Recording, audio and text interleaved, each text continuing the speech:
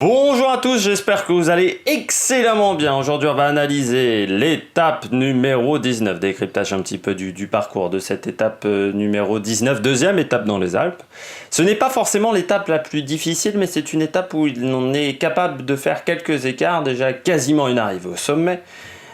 Encore deux passages à plus de 2000 mètres. Une grande partie de la journée va se faire à plus de 1500 mètres d'altitude. Enfin, quasiment 1500 mètres d'altitude, quasiment on va dire 100 km. Donc c'est difficile, c'est-à-dire que même les portions de place seront en hauteur, donc pas forcément simple. Pas une journée facile parce que la journée de la veille aura été très difficile et longue, donc la récupération ne sera pas forcément exceptionnelle. La montée Vertignes n'est pas très difficile, c'est pas la montée de ce Tour de France, mais avec l'Iseran avant, ça pourrait permettre de faire des écarts. Cette étape-là me rappelle beaucoup, pas si vous vous souvenez, l'étape cette année sur le Giro où Carapaz a pris le maillot rose. C'était pas l'étape la plus difficile. La montée finale était moins difficile que l'avant-dernière montée. Et il est sorti dans l'avant-dernière montée et jamais personne n'a réussi à revenir sur Carapaz. Et Carapaz avait repris 2 minutes ce jour-là. Donc si on arrive à sortir dans le col de l'Iseran, même si ensuite il y a encore des portions de plat, il faudra trouver des relais peut-être dans l'échappée matinale.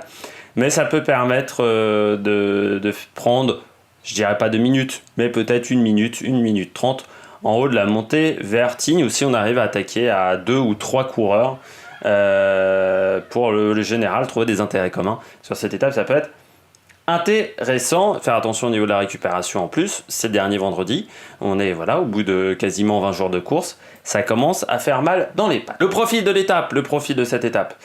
On part de Saint-Jean-de-Maurienne dans la Savoie, une étape qui sera 100% savoyarde. La côte de Saint-André, 3 km 1,68 de moyenne au kilomètre 25. Donc on ira peut-être assez vite vers la côte de Saint-André, parce que je pense que beaucoup de coureurs voudront prendre l'échappée. On passe ensuite vers Modane, la montée d'Aussois, 6 km 5 à 6,2 de moyenne. C'est une dizaine de kilomètres après. Puis ensuite, c'est un enchaînement de petits plateaux, de faux plats, de légères descentes vers le col de la Madeleine, 1700 mètres d'altitude, 3e catégorie, 3 km 9 à 5,6 de moyenne. On ne prend pas le côté le plus difficile du col de la Madeleine. Le sprint abaissant, là on pourrait encore avoir un Peter Sagan assez aisément à ce moment-là de la course. Puis le pied du col de l'Iseran, c'est du côté de Bonneval-sur-Arc, puis ensuite 12 km 9 à 7,5 de moyenne. Et c'est là où on sera le plus haut sur le Tour de France, 2770 mètres d'altitude. C'est le souvenir Henri Desgranges. C'est pas extrêmement difficile le col de l'Iseran sur une partie. Malgré tout, c'est très irrégulier comme vous pouvez le voir, avec un pied de col qui est quand même plutôt difficile à 8,1 de moyenne, 9,3 entre le kilomètre 2 et le kilomètre 3. Ça repasse à 7,6 sur le kilomètre d'après. Puis on a un replat, une nouvelle rampe, de nouveau 8,5, 7,7, un passage à 9,3 entre le kilomètre 7 et le kilomètre 8. Puis de nouveau un replat et les 3 derniers kilomètres très difficiles, surtout entre le kilomètre 11 et le kilomètre 12, où on sera à 10,2% de moyenne avec un sommet, c'est 900 derniers mètres à 7,3 de moyenne. Donc voilà, une montée difficile en altitude. On va passer beaucoup de temps à plus de 2000 mètres, vu que le pied est déjà à 1800 mètres. Donc quasiment au bout de 3-4 km, vous êtes à 2000 mètres d'altitude. Donc ceux qui n'aiment pas trop l'altitude, ça va être difficile. Ensuite, la descente, on passe par Val d'Isère, et puis cette descente qui est plutôt longue, plutôt roulante, pas très difficile. On arrive vers... pas très difficile, c'est la dernière partie de descente, la première partie est pas simple.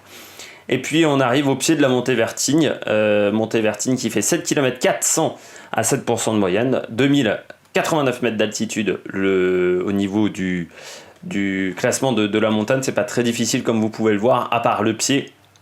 Ensuite, c'est très roulant sur le reste du parcours et avec un dernier kilomètre et demi totalement plat. Le scénario assez facile, échappée qui va au bout, grosse échappée, je pense que beaucoup de coureurs voudront aller au bout, surtout qu'avec l'étape de la veille, peut-être que les leaders auront du mal, si les écarts sont importants, à se tirer vraiment la bourre. Du côté des favoris, moi je verrais bien avoir Barguil qui aurait perdu un peu de temps la veille et qui serait à environ 10 minutes et qui pourrait chercher le top 10 mais également la victoire d'étape si ça arrive en petit groupe.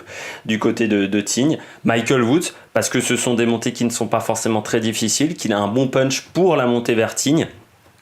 et que c'est une longueur des pourcentages qui peuvent lui convenir, 7 km, ça ressemble un petit peu à la montée des championnats du monde. Hein. C'était 7-8 km, il y avait beaucoup plus de pourcentage. Donc là, c'est un temps d'effort un peu moindre.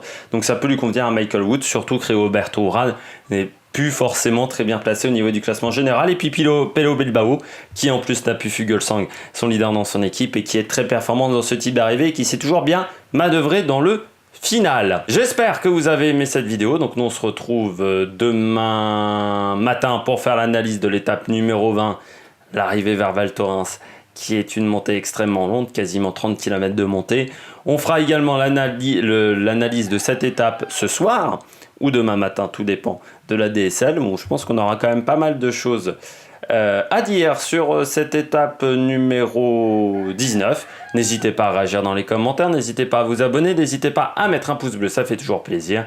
Et nous on se retrouve pour de nouvelles aventures sur l'Amérique Production. Ciao ciao.